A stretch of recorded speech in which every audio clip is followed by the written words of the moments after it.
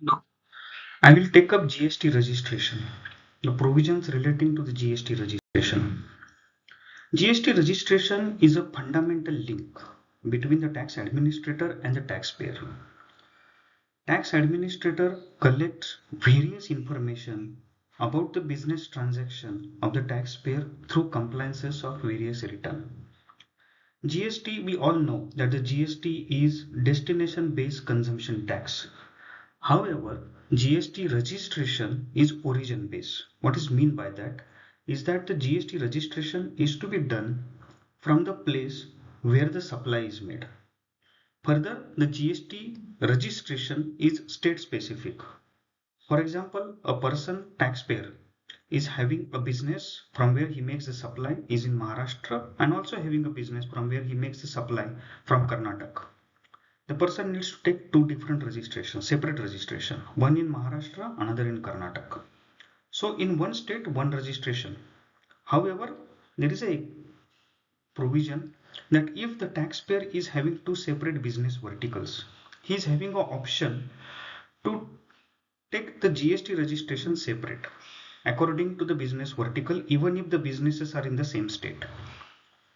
By deeming fiction, SEZ unit is considered as different business verticals. For example, if the taxpayer is having a business in DT unit, that is domestic tariff area, and he is also having a SEZ unit. So he needs to do two separate registration, one for DTA unit and another for SEZ units. What are the effect of GST registration? GST registration not only authorize the person to collect the tax on the output supply, but also entitles him to claim input tax credit on his inward purchases. Thereby, he reduces the cost of production or cost of purchases. Now, who is liable to do the GST registration? The person mandatory GST registration.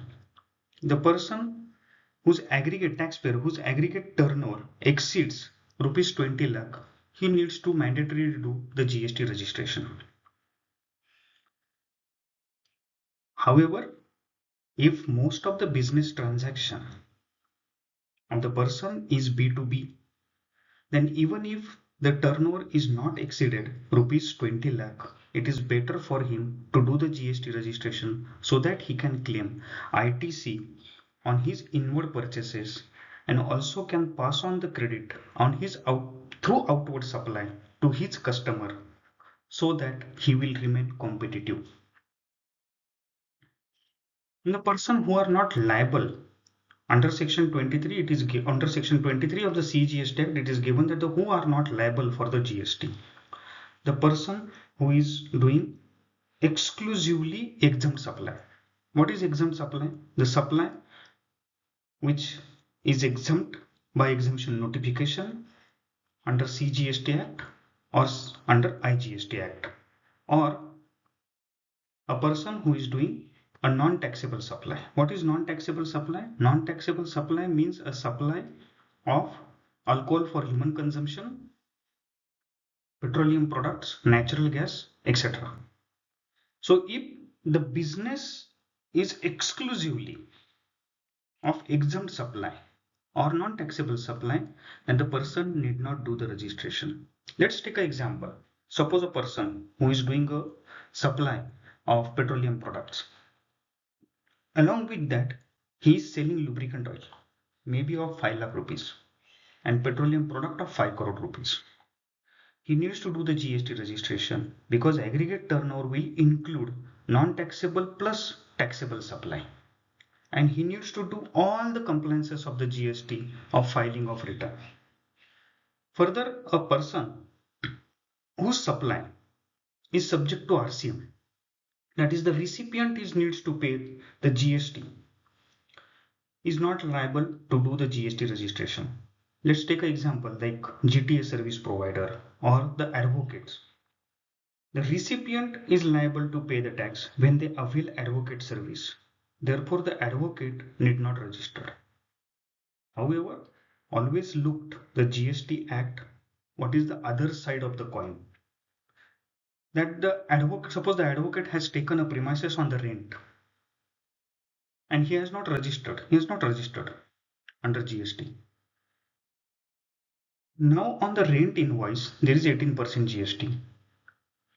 He is not authorized to claim the GST credit because he is not registered. See section 16 of IGST Act, which is enabling provision of input tax credit. The starting point of the section is that every registered person, it means the person who is registered is only entitled for input tax credit. The person who required to do the registration, aggregate turnover exceeds 20 lakh, not registered, is not eligible for ITC. The person whose aggregate turnover is less than 20 lakh but voluntarily done the registration is entitled for GST credit. So always looked the GST Act from input, not only from input side. Whenever you are looking at the input side, see what is there in the output side. Whenever you are looking at output side, always looked what is there in the input side. Now under section 24, regardless of the turnover, who are the tax persons? Who are the persons who required to do the registration has been given. First is the person who is doing interstate supply. That is, the person is having a business in Maharashtra and supplied the goods or supplied the services to the person who is in Karnataka. He need not see whether the turnover is exceeding rupees 20 lakh or not. He compulsorily needs to do the registration because he is doing the interstate supply. A casual taxable person, non-resident taxable person. These for casual taxable person and non-resident taxable persons are not having a fixed place of business.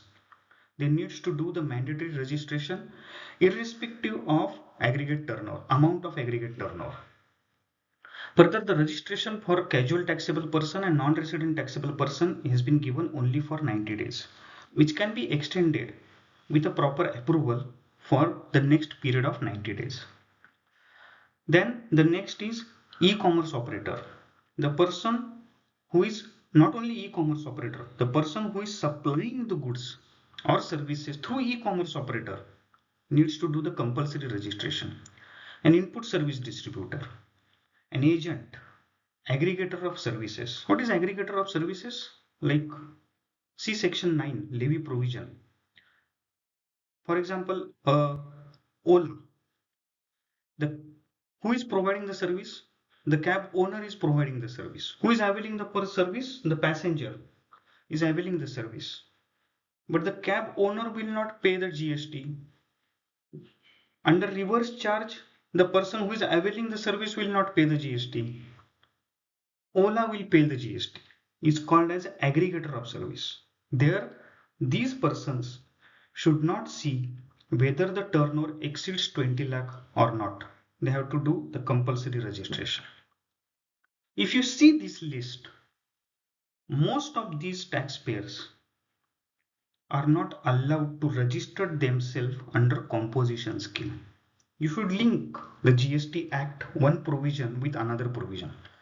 The person who is doing interstate supply, casual taxable person, non-resident taxable person, e-commerce operator, person who is doing the supply through e-commerce operator, these are not eligible for composition scheme and they need to do the compulsory registration irrespective of the turnover. Let's move ahead. The timeline. There are strict timeline in GST for registration. The person who crosses the limit of 20 lakh aggregate turnover needs to mandatorily do the registration within 30 days from the date he becomes liable for registration.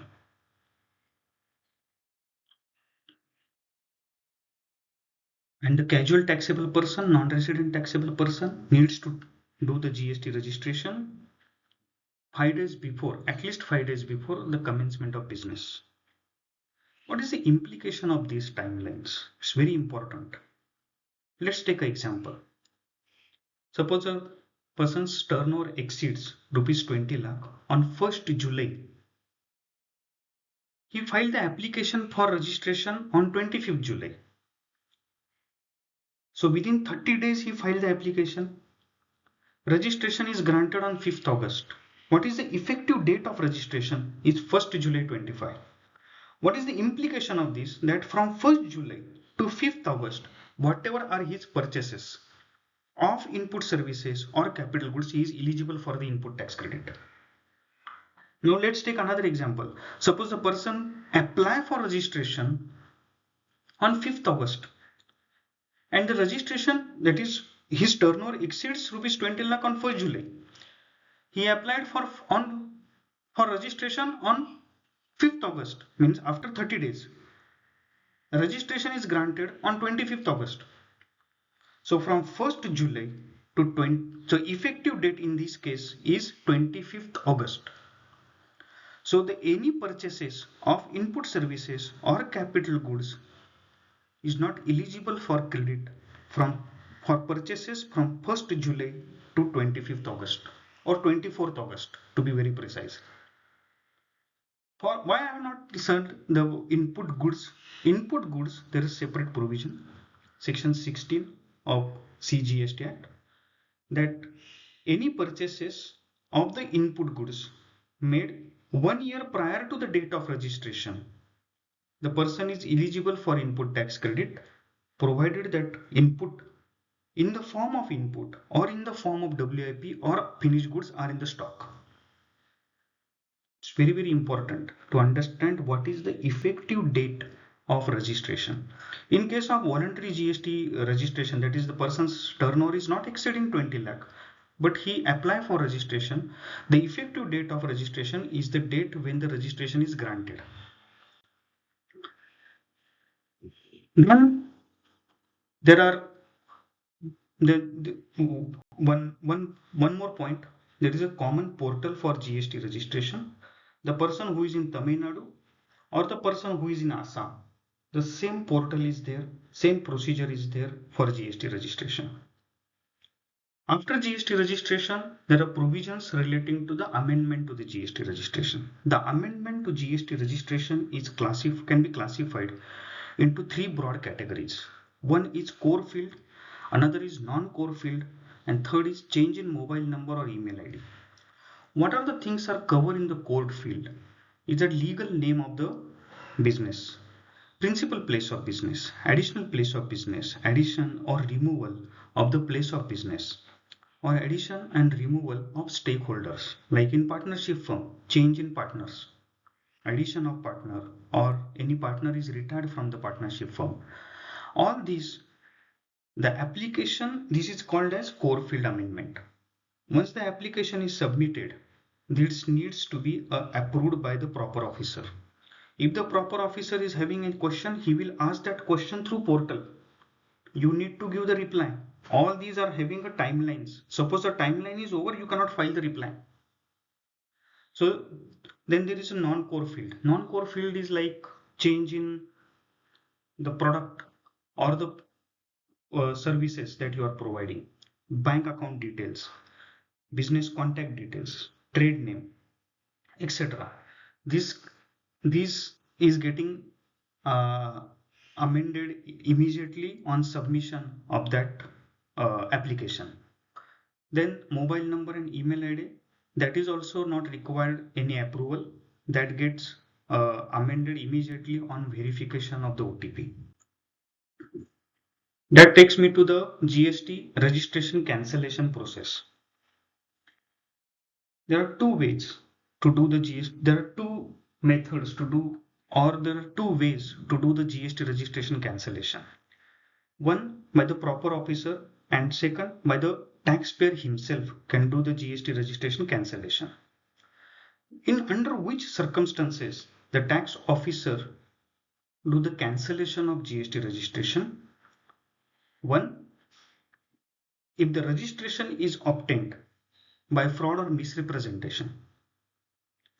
If the person is doing the supply other than from the place of business.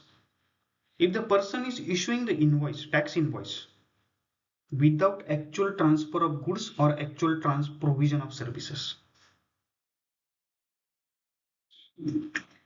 So in these cases, the proper officer can cancel the GST registration. What are the effects of cancellation of GST registration? The effects of cancellation of GST registration that the person is not eligible to collect taxes on output supply. Then there is in case the person is non-filer. In case of composition scheme, if the person is not submitted the return for a consecutive period on the consecutive 3 tax period. In other cases, other than composition dealer, for suppose he has not filed the tax return, taxpayer has not filed the tax return for consecutive 6 tax period, then the proper officer can cancel the GST registration. When can a taxpayer apply for cancellation of GST registration?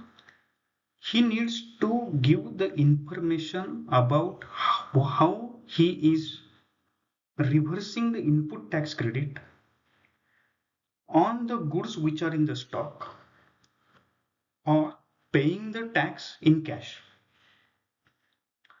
Second, not only on input goods, on capital goods, on WDV, he needs to pay the tax. All that details needs to be submitted along with application. There is one more provision that in case of voluntary registration, the person is not allowed to file the application for cancellation of registration within 1 year from the date of registration. This is how I summed up the provisions relating to GST registrations. If you are having any question, you can contact me on my email ID. This is my cell number 8080980684. You can call me between 9:30 p.m. to 10 p.m. Thank you.